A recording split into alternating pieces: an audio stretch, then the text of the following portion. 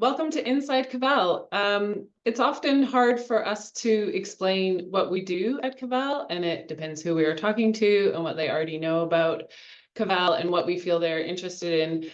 But there are also those that know us very well, and we have worked with them for a long time, especially within our membership. So they've asked us to put an event like this together to explain what we do to their colleagues and their staff, and then we decided that we would open this up to anyone that's interested in knowing a little bit about CAVAL. So that's how today came about. I'll show the team that will be speaking to you today. So I'm Jamie McCowan. I'm the CEO of CAVAL. We have Sarah here, the Deputy CEO and Manager of Member and Academic Services. Sean is the Manager of Product. Marie is the Language Resources Lead. Lamiz is the Shelf Ready Lead, and Sarah is the Member Services and Governance Lead. We'll be speaking. This is the team speaking to you, ready to answer all your questions. We will have a Q&A session at the end of the presentation, so put your questions into the Q&A function, and then we'll get to them at the very end. I'd like to begin by acknowledging the traditional owners of the land on which CAVAL is and where I live and work, the Wurundjeri people of the Kulin Nation, and pay my respect to elders past and present, and to extend that respect to any other Aboriginal or Torres Strait Islander people here today.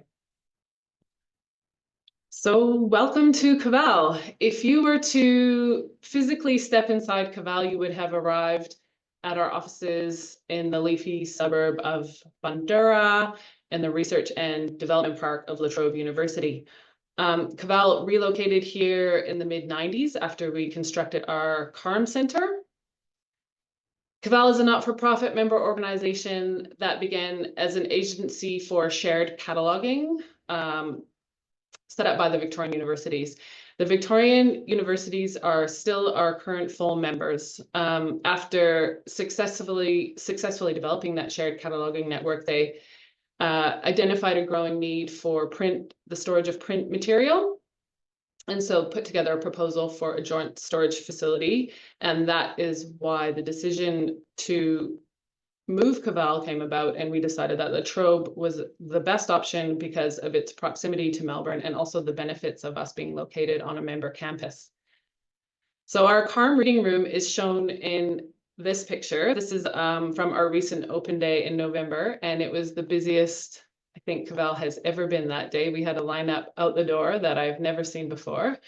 But that day during the tour, we would take you through our CARM facility, and you would pass our cataloging staff, our end processing and shelf ready area, our CARM processing area, and our logistics and warehouse while you went into the CARM facility and our second CARM facility, CARM 2. But today we'll be virtually taking you through that tour. So we'll discuss CAVAL's core business areas that we've consolidated into three categories of collaboration, capability building, and collection management. But before that, I will tell you a little bit more about how CAVAL operates. So our key stakeholders include the CAVAL board, CAVAL management, and staff, our members, customers, and partners. CAVAL is governed by a board of directors that consists of 5 elected directors that are nominated for and voted on by our full membership. And then the board appoints up to 4 directors that provide specialist expertise in certain areas to create an efficient, fully functioning board. The board also has multiple subcommittees, and they provide independent advice to the board. These are the products and services, finance, risk, and audit, and the newly established nominations committee that reviews and suggests new board appointments. The board hired me as CEO to provide leadership and strategic direction to CAVAL, and I'm supported by the management team, and so they're supported by the staff. So along with providing leadership, I am responsible for the management of the organization, providing advice to the board on strategy, policy, and planning. And a key focus area for me is the long-term financial viability of CAVAL and identifying opportunities for growth and new business. When I was hired, it was also made very clear to me that I would be responsible for company culture and specifically to establish a positive culture of innovation and engagement, demonstrating CAVAL values.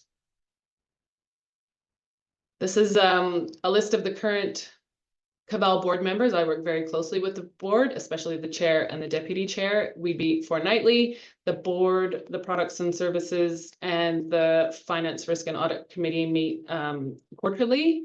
We also meet for additional strategy sessions, planning days, and of course our annual general meeting, which is held in May each year. All of CAVAL's managers, all 5 CAVAL managers report directly to me, and this is the management role listed in this high-level organizational structure. The majority of our staff fall under the library supply function, and that is Darren Ryan is our manager of library supply and risk. Our newest management position is the manager of product, Sean Brady, and this position is created to help us advance many of the new products and services that we have invested in. So he'll speak more about these later in the session. This is our list of full members, all based in Victoria. As I said, they also are members of our shared collection. So they pay a membership fee and they contribute to the operational cost of our shared collection. In late 2023, we revisited our associate membership category. So associate members are eligible for all the benefits of our networks, including interest groups, committees, professional development, events, and discounts on services. But they're not members of the shared collection and they're not eligible to nominate candidates for the board to vote for in the board election or in any general meeting. And just one last slide about our strategy. So as you can see, members and community are at the center of our strategy, and our services and core businesses are developed around them. We regularly review our strategy to assess whether it continues to align with our long-term vision, our core businesses and values, and what changes in the environment might impact the strategy, so we can modify as required. Every year we set strategic priorities. So for this year, we'll be focusing on our values. In 2024, we began the process of reviewing our values. When reviewing our strategic plan, we realized they had a more internal meaning rather than describing what we stand for as a whole. And through staff and board workshops, we have developed a new set of values that we will be launching very soon in the next coming weeks.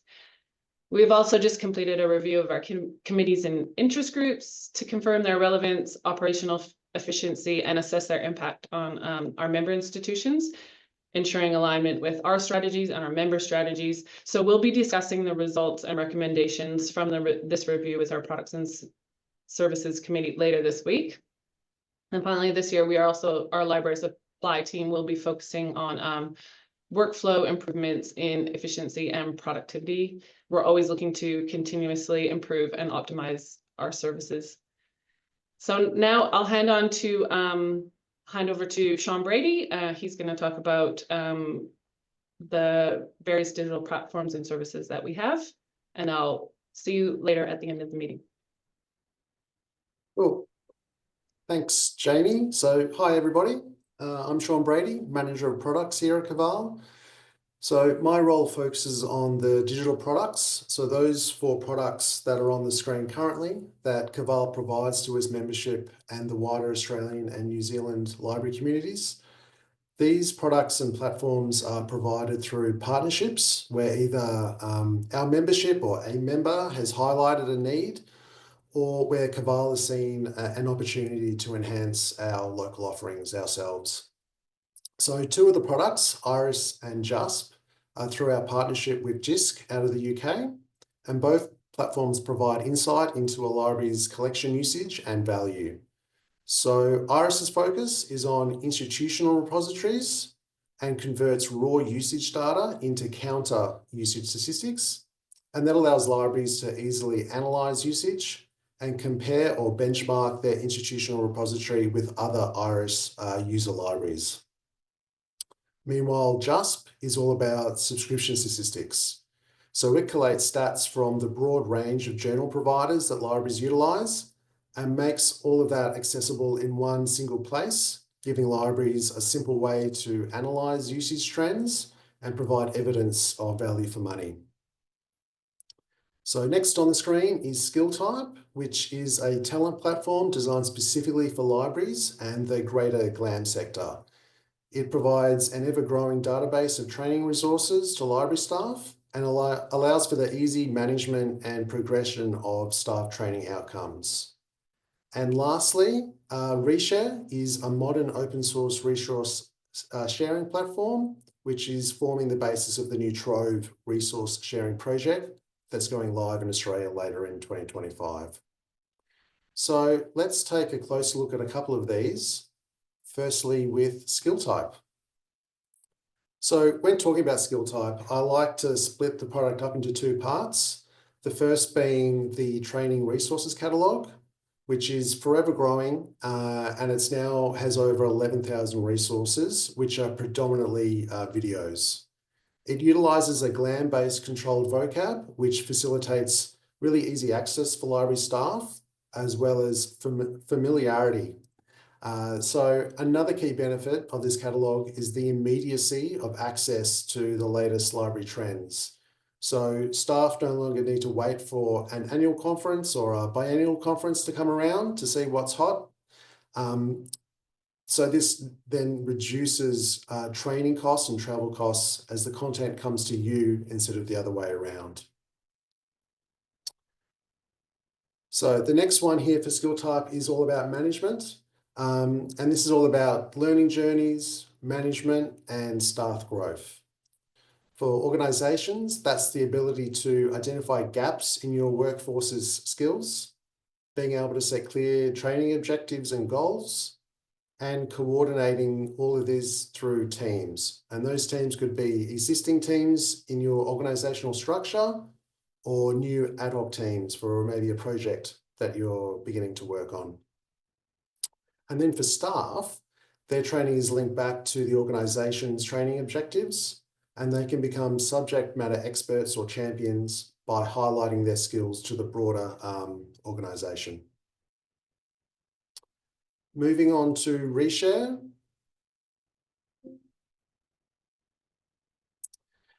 So as I previously mentioned, Reshare is forming the basis of the new Trove resource sharing platform coming later this year.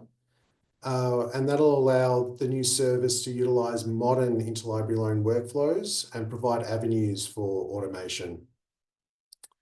So Reshare is an open source platform, and its development is governed through a range of committees that are made up of end users. And by end users, we're talking about libraries, consortia, and developers that specialise in open source library software. So some core Reshare functionality the platform provides includes a directory for all participating libraries. It provides workflows that cover both physical and electronic resource sharing. And a big feature that Trove is taking advantage of is its load balancing features. And this allows the system to share the load of responding to requests across all libraries within a sharing network. And that's about it from me. So if you have any questions about any of this, please throw them into the Q&A or just email me directly after this. And I'll now pass it over to Marie to talk all things language resources. Thank you, Sean. Hi, everyone. My name is Marie, and I lead the CAVAL language resources team. We buy books in languages other than English from all over the world, and we supply them to over 50 libraries across Australia and New Zealand. Our team of collection development specialists are qualified librarians and have experience in selecting and purchasing language materials. Our staff members include native speakers of various languages, including Chinese, Japanese, Korean, Russian, Greek, Vietnamese, Hindi. I could go on. On a side note, a diverse and multicultural team has a very popular international lunch day every year, where staff bring a traditional dish from their culture to share for lunch. Nobody's working from home that day. The variety of food is amazing. back to work. We've recently worked with Melbourne City Library to establish their Chinese, Japanese, and Korean collections at their brand new Namnagu branch. We were also the main partner of the State Library of Victoria to launch their children's quarter, which we still feed with brand new foreign language books every year. This year will be our third year partnering with PLV for one of the biggest community advocacy campaigns in Victoria. Love your language in your love your library in your language, and also love your language in your library. So if you're visiting your local library during Cultural Diversity and Harmony Weeks in March, we encourage you to show your love to one of the postcards there. At the moment, we work mainly with public and state libraries, but we also supply books to prison in WA, for example. We're always excited to look into new projects and how we can help support culturally diverse communities wherever they want to read books. Belonging in libraries is about creating an inclusive and welcoming environment where everyone feels valued and connected. If your organization is looking to create and strengthen engagement with your current or new international students, staff, patrons, we can perhaps help by working with you to develop recreational collections in various community languages. If that rings a bell, get in touch.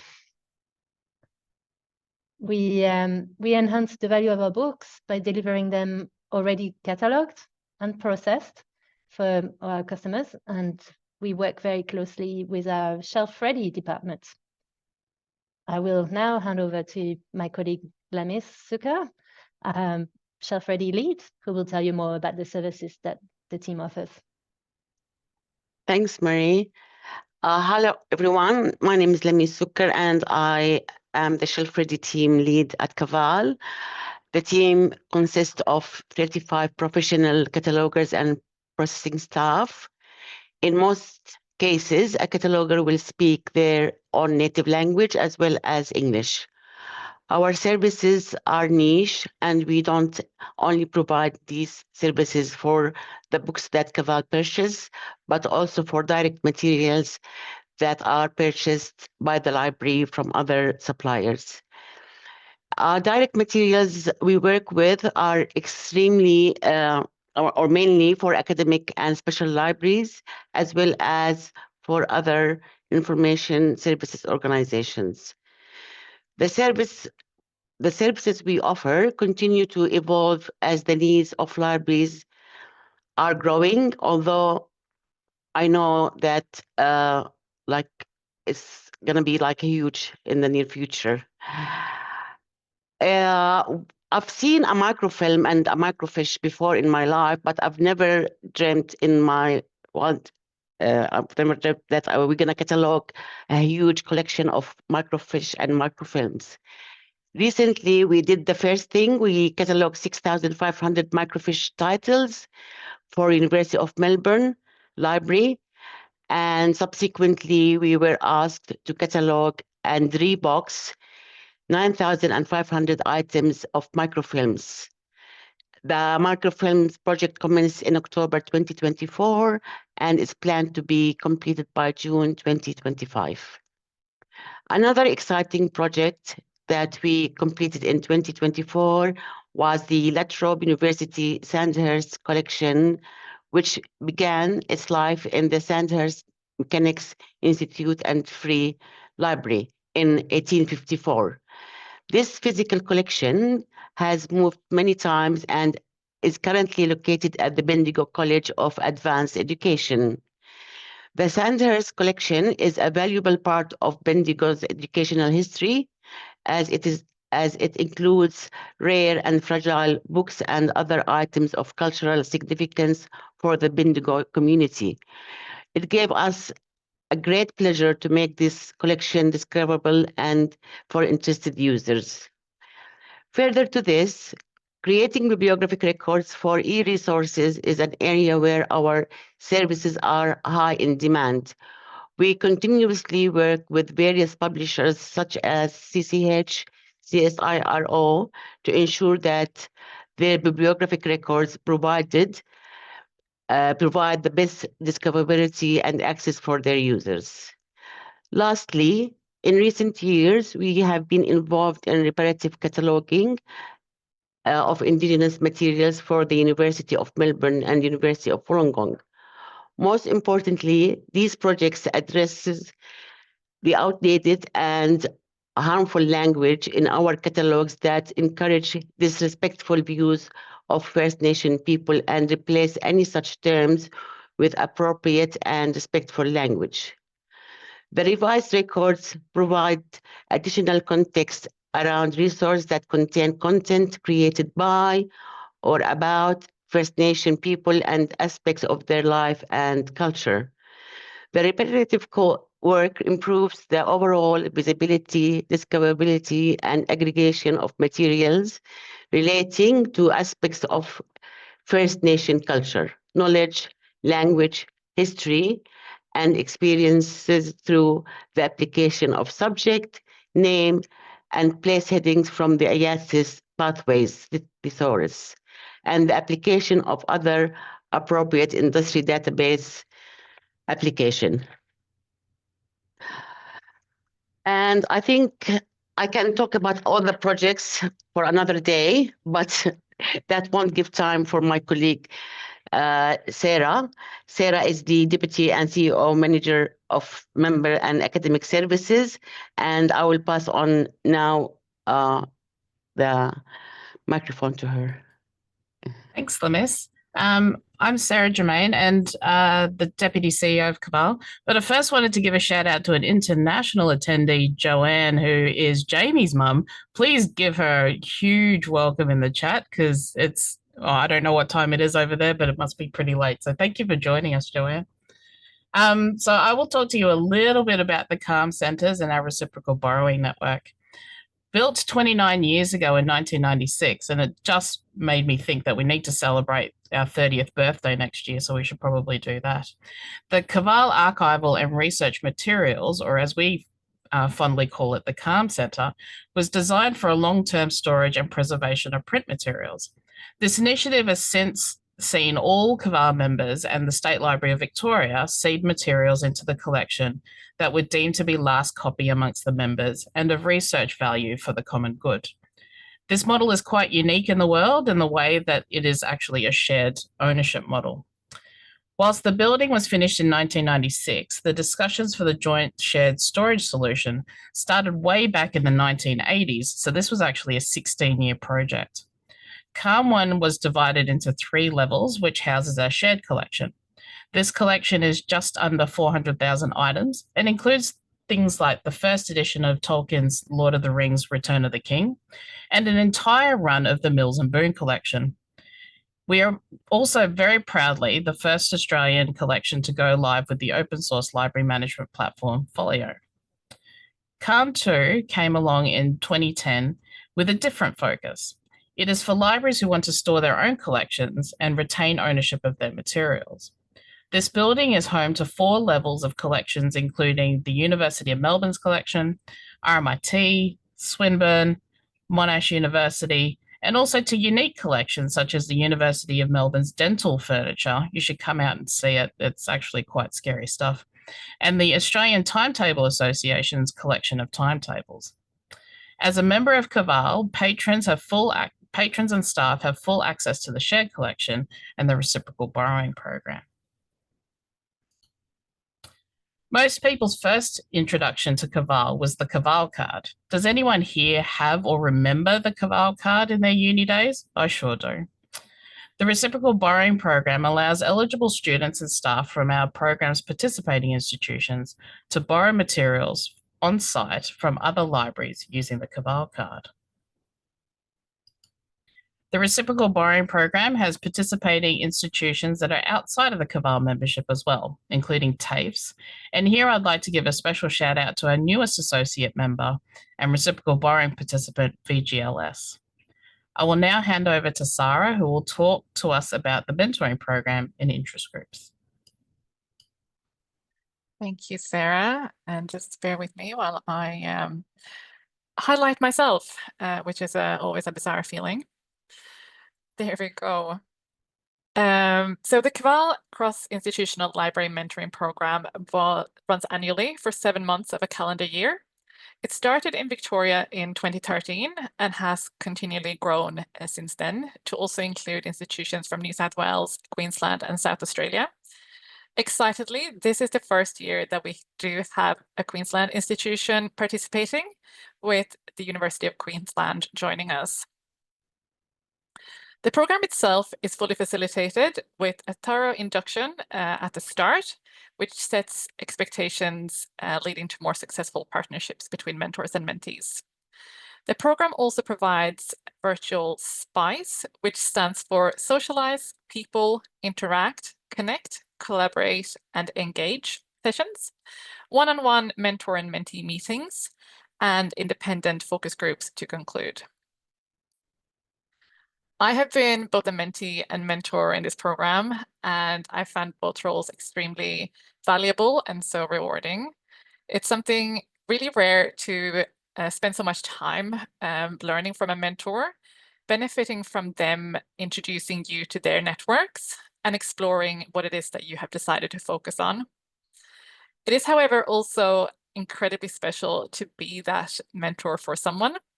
I have seen 2 very talented mentees grow in confidence, be curious, and flourish while in the program. And it's such a true privilege as a mentor. And you can probably hear it. It does make me smile just thinking and talking about it. As I am slightly biased as the coordinator of the program, I won't leave you to only take my word for how great it is. So I've included a couple of quotes for you. Here you can see that one of last year's mentees highlighted, similarly to what I did, the opportunity to have the time and space to explore things that were important to me. This really highlights the individual focus the program has and the transformative nature it can, or the transformative impact it can have. And then we also have a mentor here who has honed in on how being a mentor impacted them positively, not only professionally, but also personally, with the learning not being solely for the mentees. No matter the seniority of our roles, there really is always something that we can learn. And I think that lifelong learning is something that is really unique and is really flourishing within the library and information community. Another one of CAVAL's capability building and professional development initiatives is the facilitation of a range of interest groups. The CAVAL Research and Information Group, CRIG, has a focus on learning and teaching, while their working party, the CRIG Seminar Committee, arranges the annual CRIG Seminar.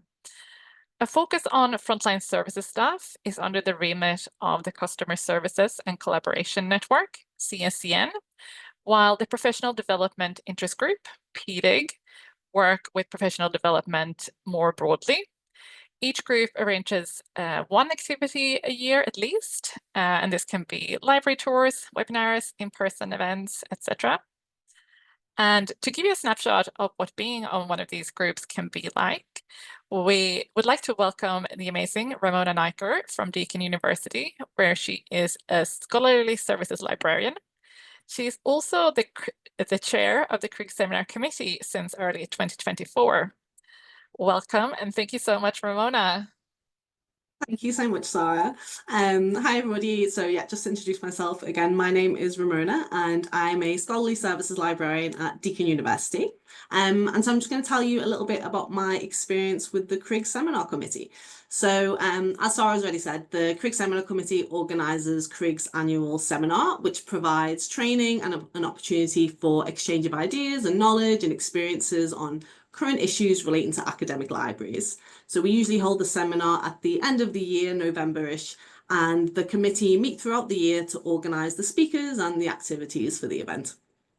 So I joined the CRIG Seminar Committee in 2023, so while I was still working as a librarian at Monash.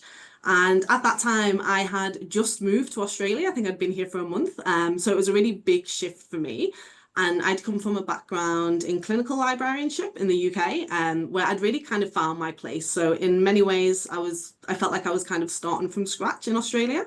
So joining the Crigg Seminar Committee was, for me, an opportunity to meet other library staff outside of my organisation and get involved in the professional community, and also contribute to something that, although I didn't fully understand it at the time, was really very clearly valued.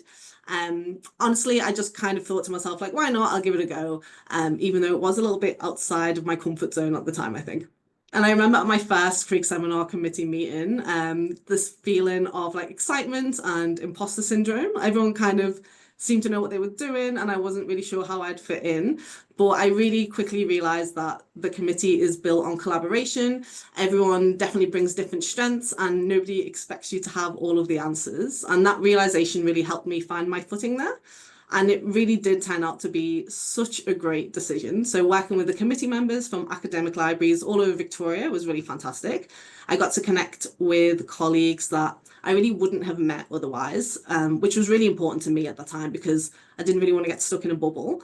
And beyond that, having the chance to interact with the speakers as well that we brought on board was really one of the best ways to network and to learn.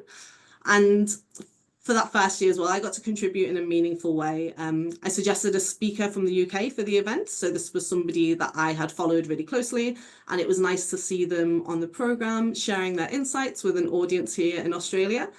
And that really showed me how being part of the committee isn't just about organising an event, but also around shaping conversations and bringing in diverse perspectives and creating opportunities for knowledge sharing that might not have happened otherwise.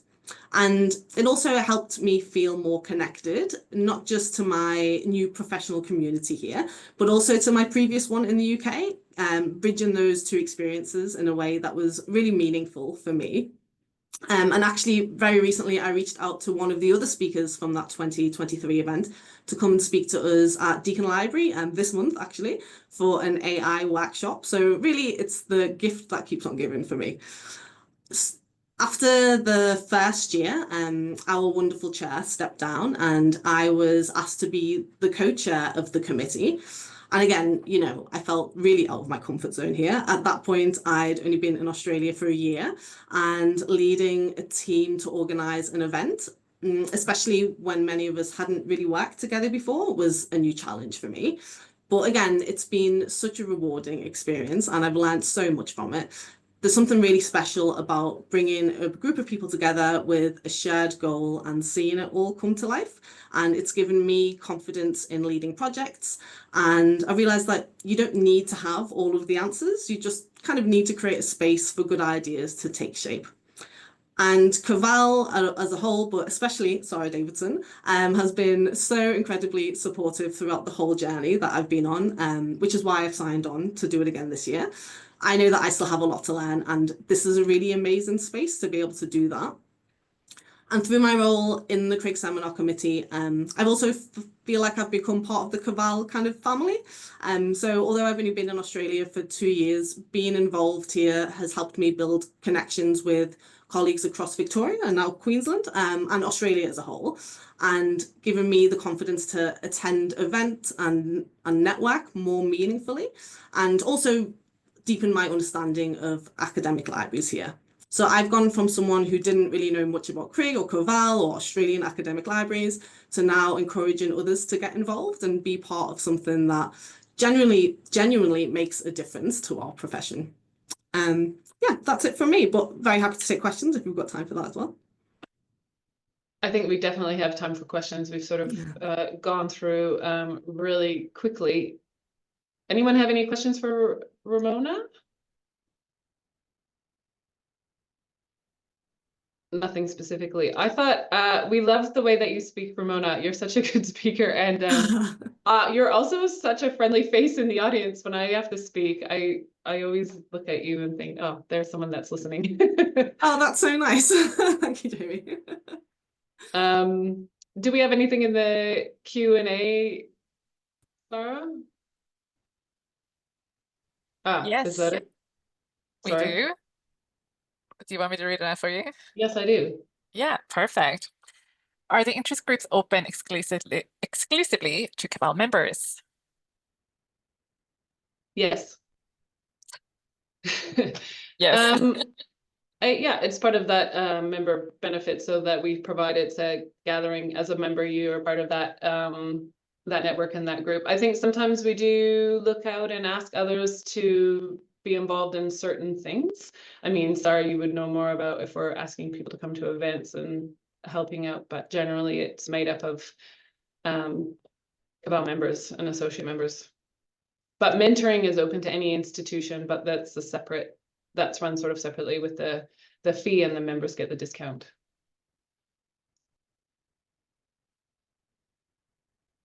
Did anyone? There's more coming. Okay. Yeah.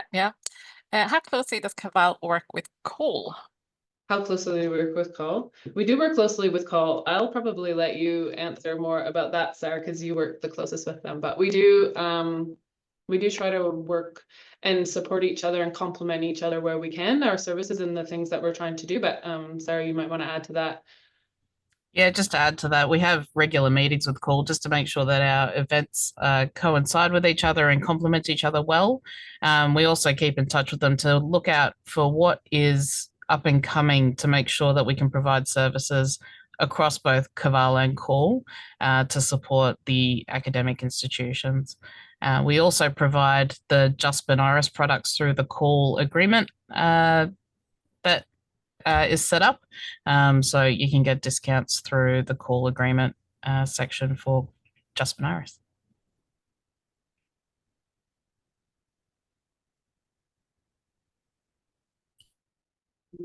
I actually am curious to know if people are here. I know people were here that were at the open day and now here now. If they learned anything new, have we covered anything new that you didn't already know?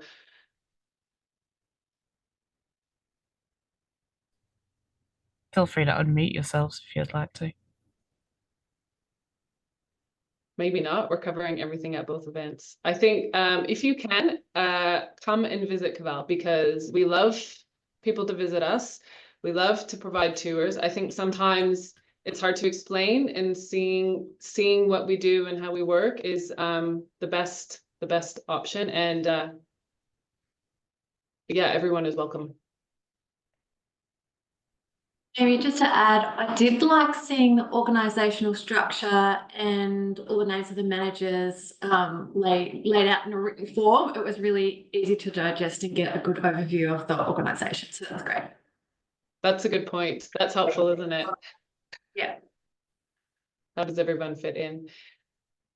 The other thing I'll add is that in our slides, and that is all CAVAL staff at work, isn't it? It's all our staff members at CAVAL doing different things within their workplace. So I don't have anything else that I need to add, unless anybody, we're all available and open to questions at any time. We'd love your feedback on if we were to run this again, what you might like to hear, what was useful, and yeah, if you reach out, if you're ever interested in visiting. Is there anything else I need to consider?